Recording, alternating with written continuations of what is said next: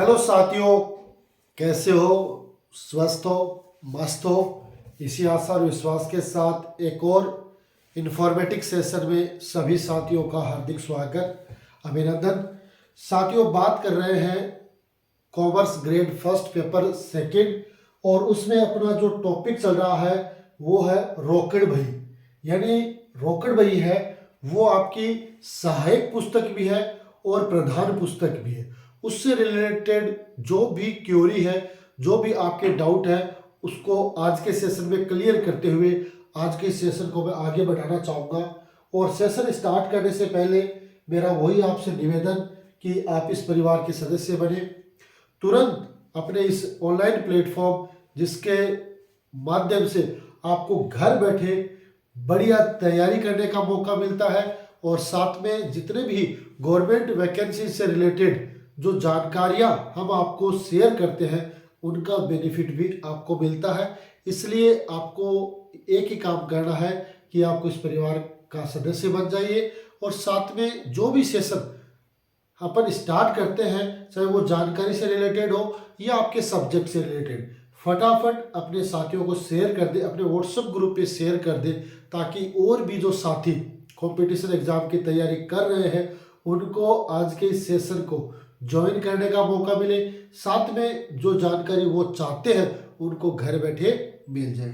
ठीक है साथियों, तो ये काम जरूर आप करोगे ऐसा मैं विश्वास रखता हूँ, और इसी आशा के साथ आज के इस सेशन को अपन पुनः स्टार्ट करेंगे और चर्चा करेंगे कुछ और महत्वपूर्ण पॉइंट्स जो आपके एग्जाम के लिए महत्वपूर्ण होने वाले हैं। अपन बात कर रहे हैं आपकी जो रोकड़ बही है, रोकड़ बहियों के रिलेटेड अपन ने देखा था कि भाई रोकड़ बही है वो आपकी तीन तरीके से अपन मान सकते हैं। एक तो आपकी साधारण रोकड़ बही, एक आपकी द्विस्तंभीय रोकड़ बही, और एक त्रिस्तंभीय रोकड़ बही। वैसे एक और होती है फुटकर रोकड़ बही भी होती है, लेकिन तीन तरीके से अपन मेन तरीके के रूप में इंक्लूड कर सकते हो। अब इसमें प्रश्न कहाँ से बनता है उस पर भी अपन चर्चा करेंगे, और साथ में कुछ महत्वपूर्ण जानकारियां जो एग्जाम की दृष्टि से उपयोगी है वो बातें भी आज के सेशन में शेयर करेंगे। ठीक है साथियों, तो देखो अपन बात करेंगे द्विस्तंभीय रोकड़ बहियों का शेष निकालना। इससे पहले अपन ने जो आपकी साधारण रोकड़ बही और द्विस्तंभीय रोकड़ बही का जो फॉर्मेट है वो अपन ने देखा था कि किस तरीके से आपकी द्विस्तंभीय रोकड़ बही है उसका फॉर्मेट बनता है, साधारण रोकड़ बही का फॉर्मेट किस तरीके से बनता है, वो बातें अपन ने पिछले सेशन में चर्चा कर ली थी। जिन साथियों ने अभी तक पिछले सेशन की उन क्लासेस को नहीं देखा है उनसे मेरा निवेदन रहेगा कि आप हमारे टेलीग्राम चैनल और व्हाट्सएप चैनल ज्वाइन कर लीजिए, और दोनों के लिंक आपको वीडियो के डिस्क्रिप्शन में मिल जाएंगे।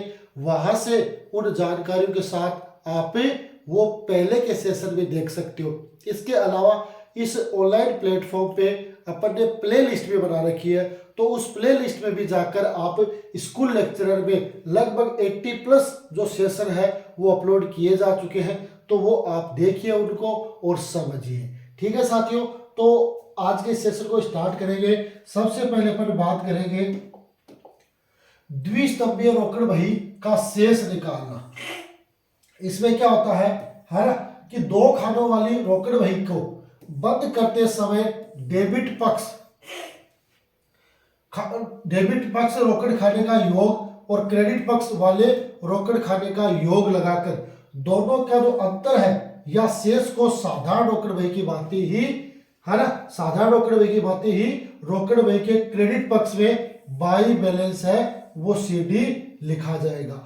अब हमेशा ध्यान रखना, जो हमेशा जो शेष बचेगा है ना वो डेबिट शेष ही रहेगा। किसका? रोकड़ बही का हमेशा डेबिट शेष ही रहेगा। क्यों? क्योंकि हमारे पास जितना कैश होता है उससे ज्यादा अपन कभी भी भुगतान नहीं कर सकते, बराबर कर सकते हैं या कम करते हैं। ये नहीं मेरे पास 10 रुपए है और मैंने 15 रुपए भुगतान कर दिए, भुगतान 10 ही होंगे, 5 रुपए क्रेडिट हो सकते हैं, है ना। तो अपने को क्या करना है, दोनों साइडों का टोटल करना है, यानी डेबिट साइड और क्रेडिट साइड दोनों का टोटल करना है, और फिर अंतर आएगा वो आपको बाई साइड में बाई बैलेंस सीडी लिखकर उस खाते को बंद कर देना, और फिर अगले महीने की प्रथम तारीख को डेबिट पक्ष में लिखकर इसे प्रारंभिक शेष टू बैलेंस बीडी लिख दिया जाता है। क्या लिख दिया जाता है? टू बैलेंस BD के रूप में उसे लिख देते हैं। तो ये तो पहली बात होती है कि इसका शेष निकालते हैं आपकी कौन सी, द्विस्तंभीय रोकड़ बही का। दूसरा क्या है कि छूट वाले कॉलम, जो ये आपका डिस्काउंट है ना, डिस्काउंट वाले खाने का शेष नहीं निकाला जाता। ये मैंने आपको पहले ही बताया था। जो आपका बट्टा कॉलम होता है, जो डिस्काउंट कॉलम होता है, क्या, जो आपका डिस्काउंट कॉलम है, चाहे वो आपका नाम पक्ष का हो, चाहे वो डेबिट का हो और चाहे क्रेडिट का हो, दोनों का ही शेष नहीं निकाला जाता, सिर्फ और सिर्फ दोनों पक्षों का योग किया जाता है ना। तो हमेशा ध्यान रखना, जो आपका डिस्काउंट कॉलम है उनका शेष नहीं निकाला जाता है ना, उनका शेष नहीं निकाला जाता, बल्कि दोनों पक्षों का जोड़ कर दिया जाता है, बल्कि दोनों पक्षों का जोड़ कर दिया जाता है, क्योंकि यह खाने में केवल याददाश्त, सिर्फ और सिर्फ, क्योंकि जो अपन ने बट्टा दे दिया या अपन ने बट्टा लिया है वो सिर्फ और सिर्फ याददाश्त के लिए होता है, बाकी उसका शेष नहीं निकाला जाता, न ही उसको आगे के खातों में ट्रांसफर किया जाता। उसका शेष है ना, जैसे ये शेष है, आपने देखा होगा, ये शेष तो जो ही महीना समाप्त होता है तो अगले महीने की पहली तारीख को वो ओपनिंग हो जाता है। लेकिन अगर अपन ने डिस्काउंट कॉलम का सिर्फ और सिर्फ टोटल किया, शेष नहीं निकाला, ठीक है, तो ये बात अपने को ध्यान में रखनी चाहिए। ठीक है, आगे देखते हैं। फिर क्या है कि द्विस्तंभीय रोकड़ बही का खाता बही में खतौनी, है ना, ledger posting to two column cash book, है ना। पहले क्या है, रोकड़ बही के डेबिट पक्ष की मदों की खतौनी, रोकड़ बही के डेबिट पक्ष में जो जो मदें आएगी उनकी खतौनी की जाएगी। तो डेबिट पक्ष का मतलब नाम पक्ष में जो जो आपकी मद आपने लिखी है, चाहे वो आपकी सेल से है, कैश से है, किसी से भी है, उन सब की खतौनी करनी पड़ेगी। तो इसमें क्या लिखा है कि ऐसे सभी खातों को जो रोकड़ बही के डेबिट पक्ष में नगद तथा बट्टे से संबंधित है ना। रोकड़ बही का वैसे तो मैंने आपको फॉर्मेट बता दिया पिछले सेशन में कि भाई उसके 5 कॉलम तो आपके नाम पक्ष में होते हैं, है ना। 5 पक्ष में जो आपकी कैश बुक होती है, कैश बुक के लिए मैंने आपको बताया था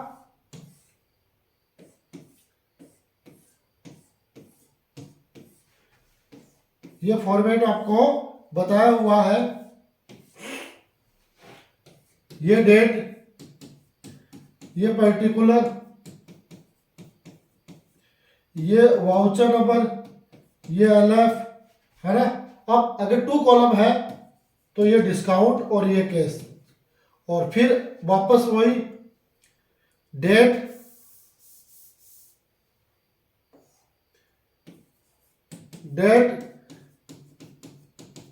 particular, voucher number, LF, discount और कैश, है ना। ये मैंने फॉर्मेट बता दिया, आगे भी आएगा, आगे और बता देंगे, लेकिन ये अपने को ध्यान में रखना है 2 कॉलम में कैश और ऐड होगा। तो इसमें क्या होता है कि ऐसे सभी खातों को रोकड़ बही के डेबिट पक्ष के नगद और बट्टे से संबंधित है, उनको खाता बही में उन खातों को क्रेडिट किया जाएगा, है ना। जो डेबिट पक्ष में है, नगद और बट्टे संबंधित है, उनको खाता बही में क्या किया जाएगा, क्रेडिट किया जाएगा।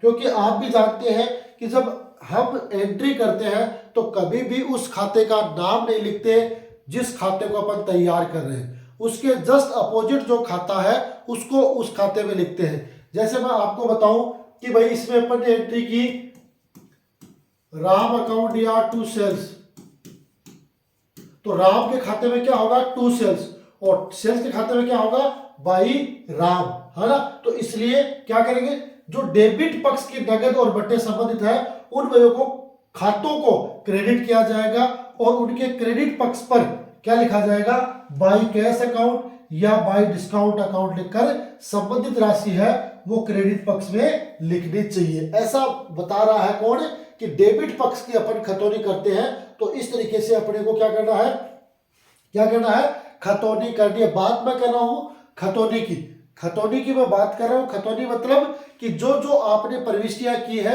उन सब के पर्टिकुलर आपको अलग अलग खाते हैं वो तैयार करने हैं। जैसे अपन एंट्रियां करते हैं तो एंट्री में राम है, मोहन है, सोहन है, दिनेश है, अभिषेक है, सुरेश है, क्रय है, विक्रय है, क्रय वापसी, विक्रय वापसी, है ना, इंटरेस्ट है, कमीशन है, जितने भी जो आपने खाते तैयार किए उन सब के पर्टिकुलर अलग अलग खाते आपको तैयार करने पड़ेंगे। ठीक है, तो वही कंडीशन इसमें अप्लाई होती है। ओके ओके यहां तक। तो ये चीज अपने को ध्यान में रखनी है। बढ़े आगे, आगे देखते हैं। आगे क्या है कि भाई रोकड़ बही के क्रेडिट पक्ष की मदों की भी खतौनी की जाएगी। जिस तरीके से आपने डेबिट पक्ष की मदों की खतौनी की है उसी तरीके से आपको क्रेडिट पक्ष की जो मद है उनको की भी खतौनी करनी है। ऐसे सभी खातों को जो रोकड़ बही के क्रेडिट पक्ष में नगद तथा बट्टे से संबंधित है, ठीक है, ऐसे सभी खातों को जो आपके रोकड़ बही के क्रेडिट पक्ष से जो आपने कैश बुक तैयार की है उसके क्रेडिट पक्ष की जो मदें हैं जिसमें नगद और बट्टे दोनों को शामिल कर रहे हैं, खाता बही में जब अपन खतौनी तैयार करते हैं तो खाता बही में उन खातों को डेबिट किया जाएगा। क्या किया जाएगा? खाता बही में उन खातों को क्या किया जाएगा? डेबिट किया जाएगा तथा उनके डेबिट पक्ष को पर टू कैश अकाउंट तथा टू डिस्काउंट अकाउंट लिखकर संबंधित राशि है वो डेबिट पक्ष में लिख देनी चाहिए। जो भी उससे रिलेटेड अमाउंट है उसको क्या कर देना चाहिए? राशि है वो डेबिट पक्ष में लिख देनी चाहिए। ठीक है, तो ये अपने को ध्यान में रखना कि उनके डेबिट पक्ष में टू कैश अकाउंट तथा टू डिस्काउंट अकाउंट लिखकर संबंधित राशि है वो डेबिट पक्ष में लिखी जाती है। ये कहाँ बात होती है? ये होती है अपनी खतौनी से रिलेटेड। जहां अपन खतौनी करते हैं उससे रिलेटेड ये बातें होती है। तो ठीक है, ये सारी चीज आपके दिमाग में फिट होनी चाहिए। ओके, यहां तक सारी बात क्लियर है या नहीं ये बताओ फटाफट। यहां तक सारी बातें मेरे हिसाब से क्लियर हो गई होगी। अभी भी किसी को कोई डाउट है क्या? मेरे हिसाब से अब आपके मन में कोई डाउट नहीं होना चाहिए, क्योंकि ये अपन कर रहे हैं आपने जो भी भैया तैयार किए हैं उसकी सहायता से अपन खतौनी करते हैं, लेजर तैयार करते हैं, फिर पोस्टिंग होती है। तो पहले अपन ने लेजर तैयार कर ली और अब उसकी पोस्टिंग कर दी अपन ने किसके अकॉर्डिंग? आपके रोकड़ बही के जो क्रेडिट पक्ष में जो मदें लिखी गई है उसको। ठीक है, हो गई यहां तक बात। आगे देखते हैं। आगे क्या है कि खाता बही में बट्टा खाता खोलना, है ना। खाता बही में जो डिस्काउंट अकाउंट है उसको खोला जाता है। तो इसमें क्या नॉर्मल सी बात है, ज्यादा अपने को इसमें गहराई में जाने की आवश्यकता नहीं, ऊपर ऊपर की बात अपने को समझना है। इसमें क्या है कि भाई बट्टे खाने में, है ना, बट्टे के खाने में जो रकम लिखी जाती है उसकी खतौनी करने के लिए दोनों पक्षों के बट्टे खाते को रोकड़ बही के नाम पक्ष वाले बट्टे खाने की कुल रकम डेबिट में और जमा पक्ष वाले बट्टे खाने की कुल रकम क्रेडिट करनी चाहिए, क्योंकि दोनों साइड में मदद मिलेगी आपको, डेबिट साइड में भी मिलेगी और क्रेडिट साइड में भी मिलेगी, है ना। तो आपको क्या करना है? दोनों पक्षों के जो रोकड़ बही के हैं उनकी नाम पक्ष की जो मदें है उनको डेबिट पक्ष में और जमा पक्ष की जो मदें है उन्हें क्रेडिट पक्ष में करना चाहिए। ठीक है, बट्टे खाते के प्रत्येक व्यक्तिगत जिनको बट्टा दिया गया है या जिनसे बट्टा प्राप्त हुआ उनके अलग अलग नाम लिखने की आवश्यकता नहीं है।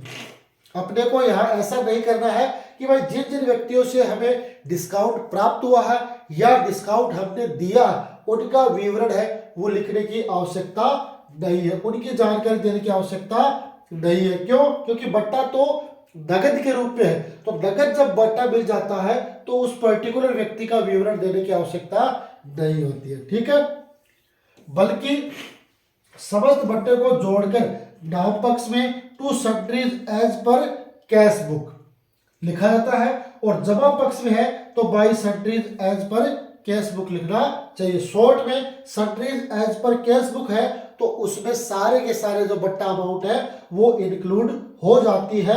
आपको अलग से उसको पर्टिकुलर जिन जिन डेटर से या जिन जिन क्रेडिटर से हमें बट्टा प्राप्त हुआ है उनका विवरण देने की आवश्यकता नहीं है। ठीक है, समझ गए मेरी बात? यहां तक मेरे हिसाब से क्लियर हो गया होगा सारी बात। यहां तक किसी को कोई डाउट है?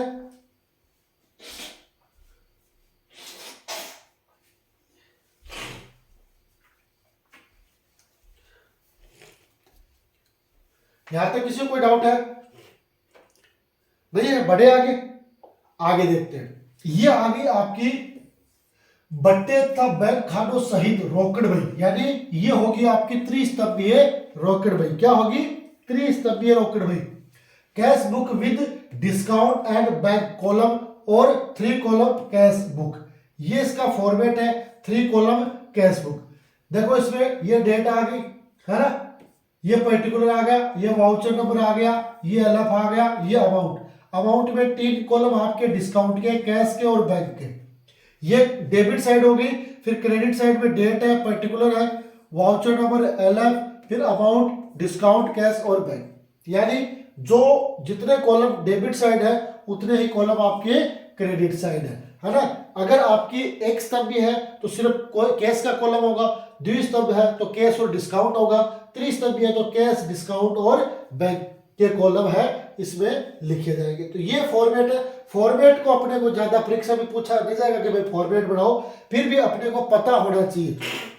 जैसे एलएफ है, इसकी फुल फॉर्म पूछ ले तो लेजर फोलियो है। वाउचर नंबर है, इसकी फुल फॉर्म पूछ ले तो ये वाउचर नंबर है। इस तरीके से थोड़ी बहुत संभावना यहाँ पर बनती है प्रश्न पूछने की। ठीक है, तो बट्टे और बैंक खानों सहित आपके रोकड़ बही का ये आपको फॉर्मेट है, थोड़ा सा अपने दिमाग में फीड करके रखना है। ओके, यहां तक आगे देखिए। आगे देखो क्या है कि त्रिस्तंभीय रोकड़ बही में प्रविष्टि करते समय ध्यान देने योग्य बातें। त्रिस्तंभीय रोकड़ बही में जब अपन प्रविष्टि करते हैं तो हमें कौन सी बातों का ध्यान रखना चाहिए? नंबर 1 कि रोकड़ के खाने का हमेशा डेबिट शेष होता है ना।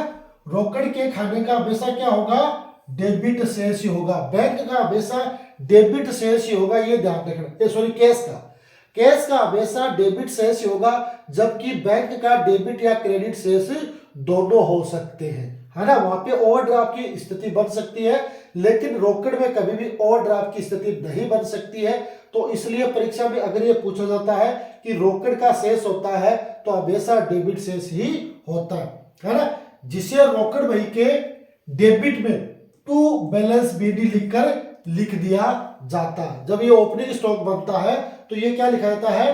To balance BD. संपत्तियों का हमेशा opening balance to balance BD होता है और क्लोजिंग बाई बैलेंस सीडी होता है। दायित्वों का हमेशा opening balance by balance BD होता है और closing balance to balance CD होता है। ये अपने को ध्यान में रखना, ठीक है।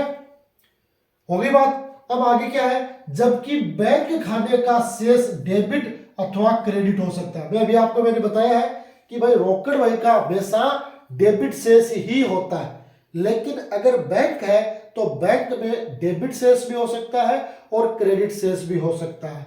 इसका कारण क्या है कि जो व्यापारिक संस्थाएं होती है जिनमें का बैंक में लंबे समय से अकाउंट है, उनको उस बैंक से ओवरड्राफ्ट भी मिल सकता है। कुल मिलाकर जैसे जो अपन खातों की बात करें, कई तरह के खाते होते हैं। सेविंग अकाउंट होता है ना, सेविंग अकाउंट होता है। तो उस सेविंग अकाउंट में क्या होता है कि भाई आप उसमें एक निश्चित लिमिट होती है ना। निश्चित लिमिट में आप उसमें पैसे जमा करवा सकते हो, निकाल सकते हो।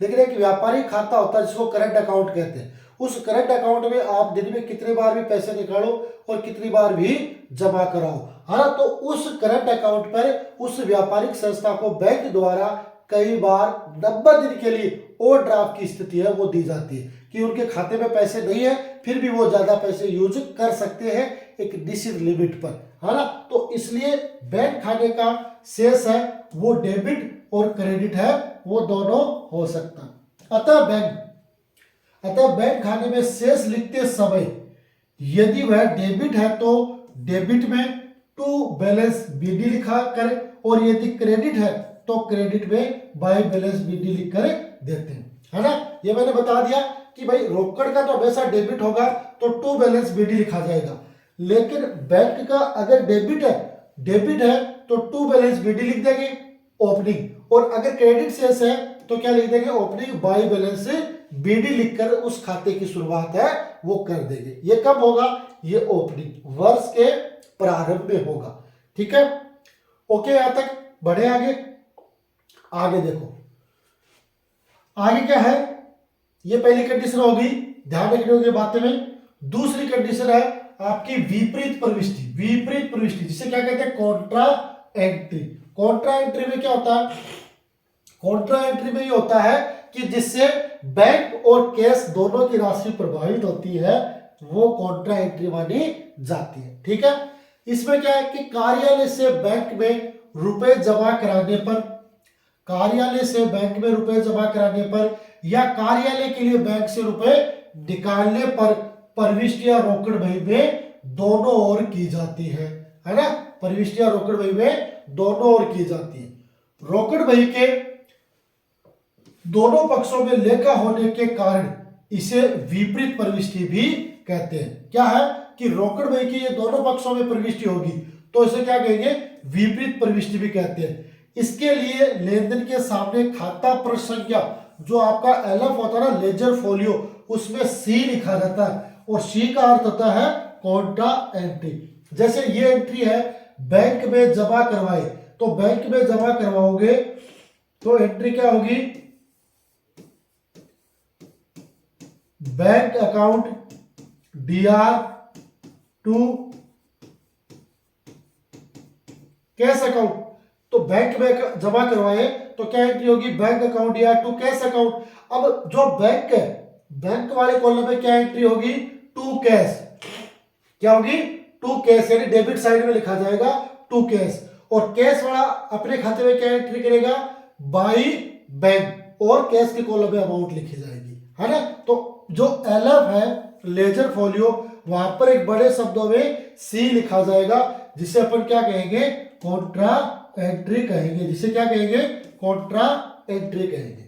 ठीक है, अगर दूसरी बात करें, बैंक से व्यापार के लिए रुपए निकाले, तो रुपए निकालेंगे तो व्यापार में पैसे आएंगे, तो कैश अकाउंट DR और टू बैंक, है ना।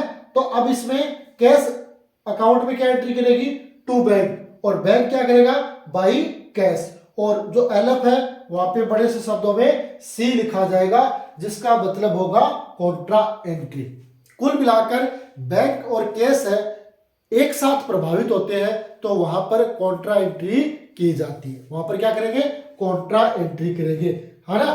कॉन्ट्रा एंट्री यानी विपरीत प्रविष्टि की जाएगी, यानी रुपए जमा, बैंक में रुपए जमा करवाने पर और बैंक से रुपए निकालने पर दोनों ही जो परिस्थितियां बनती है वहां पर कॉन्ट्रा एंट्री होती है। ठीक है, यहां तक बात क्लियर होगी। बढ़े आगे, आगे देखते हैं।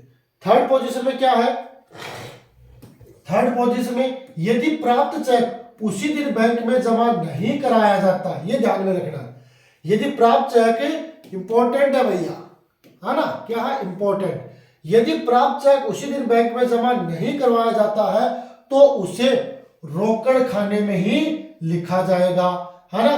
चेक बाद में जब भी बैंक में जमा कराया जाएगा तो विपरीत प्रविष्टि की प्राप्ति पक्ष में टू कैश अकाउंट लिखकर रकम बैंक खाने में तथा भुगतान पक्ष में बाई बैंक लिखकर रकम रोकड़ खाने में लिखनी चाहिए। और एलएफ लेजर फोलियो में कॉन्ट्रा एंट्री यानी सी लिखना चाहिए। यानी जैसे मैं कहूं कि राम से चेक प्राप्त हुआ, है ना, राम से चेक प्राप्त हुआ। अब आप कह दो भाई राम से तो चेक प्राप्त हो गया, है ना, तो ये तो बैंक में होना चाहिए, लेकिन उसी दिन बैंक में नहीं जमा, मैंने इतना छोड़ दिया कि भाई राम से चेक प्राप्त हुआ। तो चेक प्राप्त हुआ है तो अपन क्या करेंगे, चेक प्राप्त हुआ है तो वहां पर एंट्री होगी, क्या होगी, cash account DR to Ram, है ना। और उसे अगले दिन बैंक में जमा करवाया तो एंट्री क्या हो जाएगी, bank account DR to cash. पहले दिन चेक प्राप्त किया तो एंट्री हो जाएगी cash account DR to Ram, और उस चेक को अगले दिन बैंक में जमा करवाया है तो bank account DR to cash, और फिर लिख देंगे सी। तो ये आपकी कॉन्ट्रा एंट्री होगी। क्या होगी, ये आपकी कॉन्ट्रा एंट्री होगी, ये नहीं होगी। और अगर मैं कहूं कि भाई राम से प्राप्त चेक उसी दिन बैंक में जमा करवा दिया तो सीधी एंट्री यही हो जाएगी, bank account DR to Ram, यानी क्या हो जाएगी, bank account DR to Ram, ये इसकी प्रविष्टि हो जाएगी, bank account DR to Ram. ये प्रविष्टि हो जाएगी उसी दिन चेक जमा करवाने पर। तो ये कॉन्ट्रा एंट्री का थोड़ा सा अपने को ध्यान में रखना है कि भाई उसी दिन जमा नहीं करवाया जाता है तो ये प्रविष्टि होगी, अगले दिन जमा कराएंगे तो ये प्रविष्टि होगी, और उसी दिन जमा करवा देते हैं तो बैंक अकाउंट या टू राम इसकी प्रविष्टि हो जाएगी। एक एग्जाम्पल माना है मैंने, बाकी आगे अपन थोड़े से प्रैक्टिकल क्वेश्चन है वो समझेंगे, उसके माध्यम से आपको इजीली वो सारी चीज है वो समझ में आ जाएगी। ठीक है साथियों, देखो आपके मन में एक चीज ये चल रही होगी और आप क्वेश्चन करने भी वाले कि सर ग्रेजुएशन वाला जो पोर्शन है वो कब स्टार्ट होगा।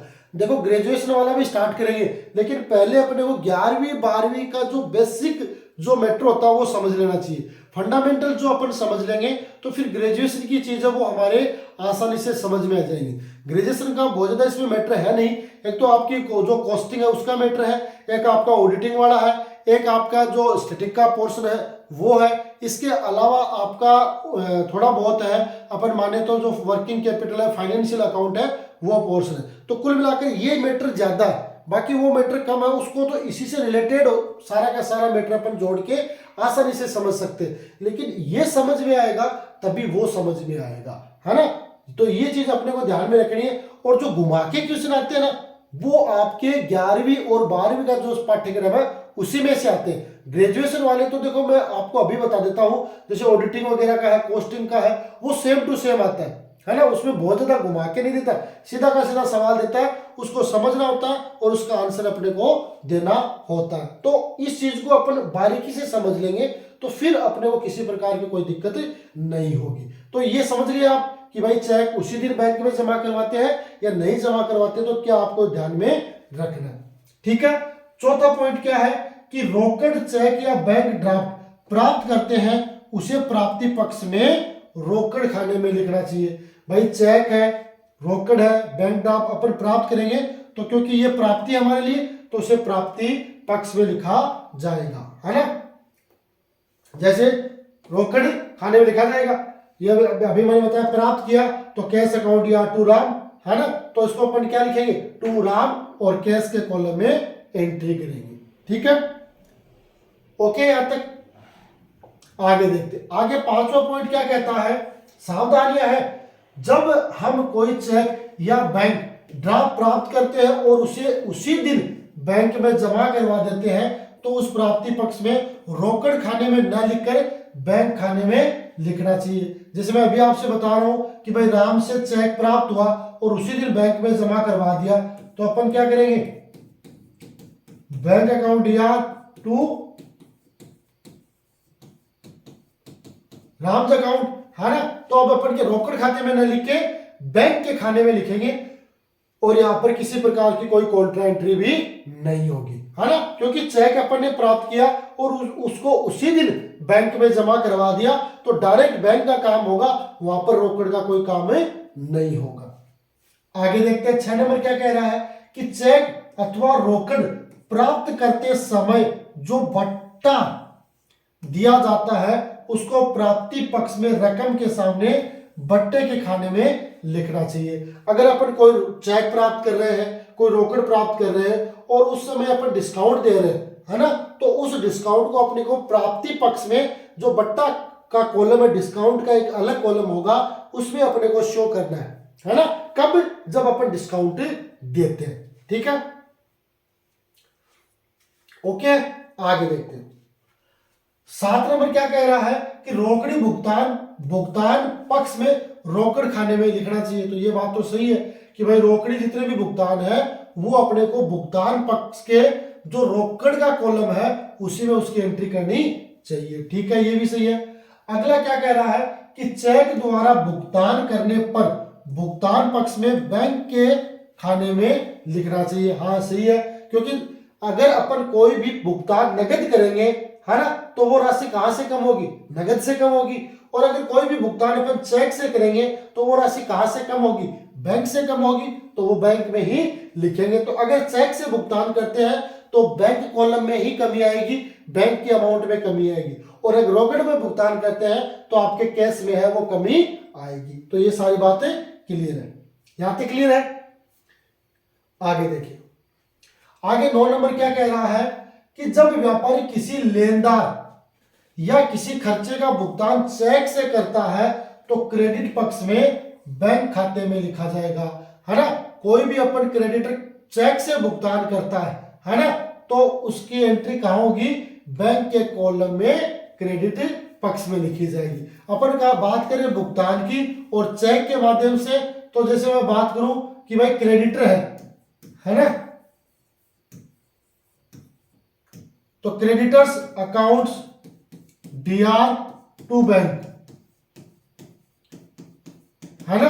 तो बैंक अपने कॉलम में क्या करेगा, बाय क्रेडिटर्स, और बैंक के कॉलम में अमाउंट लिखेगा, है ना। तो ये अपने को ध्यान में रखना है, क्या करेगा, जब चेक के माध्यम से है तो बैंक है वो कम होगी।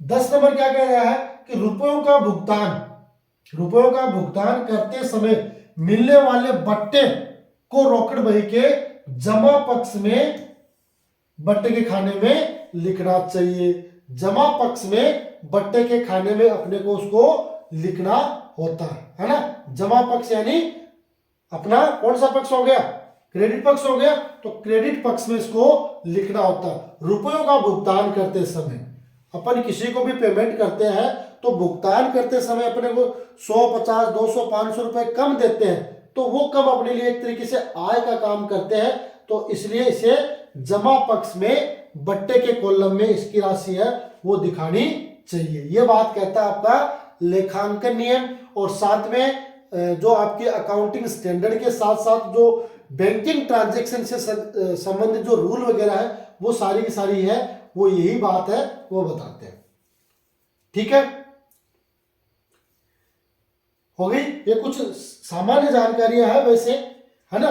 11 नंबर क्या कह रहा है कि बैंक अपनी सेवाओं के बदले शुल्क, ब्याज अथवा कमीशन लेता है तो भुगतान पक्ष में बैंक खाने में लिखना चाहिए। बैंक अपनी किसी भी प्रकार की सेवाओं, है ना, एटीएम वगैरह है, एसएमएस वगैरह है ना, इनकी सेवाओं के बदले में कोई शुल्क लेता है, कोई ब्याज लेता है अथवा कोई कमीशन लेता है, तो क्योंकि ये सारे के सारे बैंक है वो अपने स्तर पर बैंक अकाउंट से डिडक्ट करता है, कटौती करता है ना, तो इसलिए इसका भुगतान है वो क्रेडिट पक्ष, यानी एक तो रिसिप्ट एक पेमेंट, तो क्रेडिट पक्ष होगा ना, उसके बैंक जो का कॉलम होगा वहां पर ये राशि लिखी जाएगी और वहां से ये राशि कम होगी। तो ये इन चीजों का ध्यान में रखना है, ये सारी की सारी डायरेक्ट बैंक के कॉलम में से कम होंगी। क्यों, क्योंकि इनके लिए ग्राहक है वो किसी प्रकार का आदेश नहीं देगा कि भाई इस तरीके से आपको कटौतियां करनी है। ये सारे चार्ज हैं और इन चार्जों को बैंक है वो बिना किसी सूचना दिए उनकी वसूली करता है। आपने देखा होगा कि आपका भी अगर बैंक में अकाउंट है तो आपके पास कोई एसएमएस आता है तो 17 रुपए 70 पैसे के आसपास हर 3 महीने के वो कटते हैं। आपने कोई लोन ले रखा है तो उसका ब्याज है वो कटता है, कोई कमीशन है किसी प्रकार का, कोई आपने कोई सौदा किया है